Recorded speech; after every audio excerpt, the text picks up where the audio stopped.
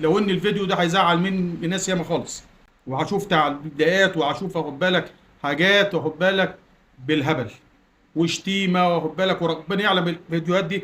انا واخد بالك الفيديوهات بتاعت الغش والفيديوهات اللي زي ديت، انا واخد بالك يعني بتأذى فيها ايه. الناس اللي بتتصل بيا بتقول لي انت ما بتفرش ليه، انت مش شغال ليه. البحر ممنوع فيه الصيد. هجيب سمك منين؟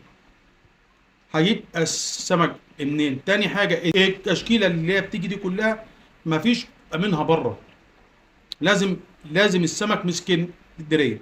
اللي بيجي من بره اسكندريه ده بيبقى بايت، عشان يجي لك انت من الخارج من دوت هيقعد له يوم ويقعد له اتنين ويقعد له تلاته.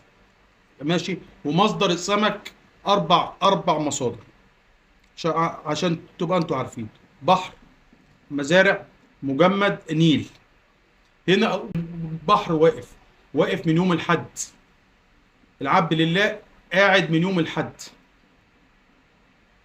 حد واثنين وثلاث واربع، وبكره الخميس. يا عالم البحر يسيب ولا ما يسيبش؟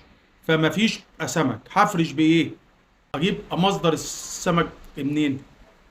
البحر واقف. لا اما تشتغل مزارع، لا اما مجمد، لا اما سمك نيل. سمك النيل هو اللي بيجي منه البوري بس.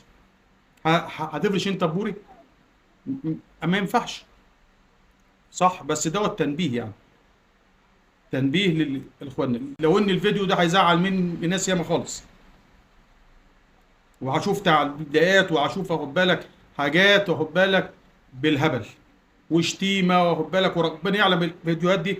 انا واخد بالك الفيديوهات بتاعت الغش والفيديوهات اللي زي ديت، انا واخد بالك يعني بتأذى فيها ايه. فمصدر السمك اربع انواع. دلوقتي البحر واقف، هجيب سمك منين؟ لا اما مجمد، لا اما مزارع، لا اما نيل. النيل بيجي منه بحر. فانت لا اما تشتغل مزارع، لا اما تشتغل مجمد. فده ما ينفعش. وان شاء الله بكره الخميس احنا اجازه لحد ما البحر يفتح. البحر يفتح، احنا هنشتغله. كان قبل كده البحر بيبقى مقفول، بس كان بيبقى فيه مراكب في البحر كانت بتبعت السمك. دلوقتي مفيش ولا مركب في البحر. اسكندرية البحر مقفول فيها ناس. عشان انا بتكلم مع نفسي، ماليش دعوة بحد. البحر مقفول، الصيد مقفول في اسكندرية. الناس اللي عاوزة من سعد الحمراء وتشتري سمك بحر، بقول الصيد مقفول في اسكندرية. النهارده ده الاربع 12/8 ولا 13/8. لما البحر يسيب انا هشتغل باذن الله، اذا عشنا كلنا عمر وشاء ربنا. والسلام عليكم ورحمه الله وبركاته. ما تنسوش الصلاه على النبي. الصلاه على النبي يا مكسبي. والسلام عليكم ورحمه الله.